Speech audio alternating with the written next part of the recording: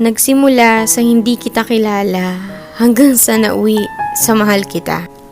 Parang kailan lang pa-scroll-scroll ka pa sa social media, lalo na pag boring ka.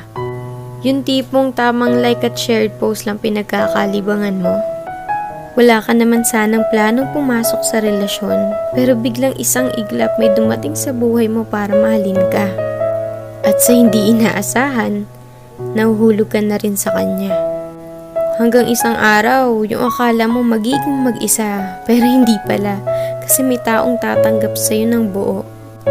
Ang sarap nga naman magmahal pag mas mahal ka. Ang sarap makontento pag mas kontento sa'yo. Hahanap ka pa ba ng iba kung sobra-sobra na siya? Kaya nga sana wala na lang niloloko para wala na lang nasasaktan. Sana mapadpad kayo sa taong kayang pakalmahin puso nyo at hindi kayo bitawan sa mga panahong magulo na.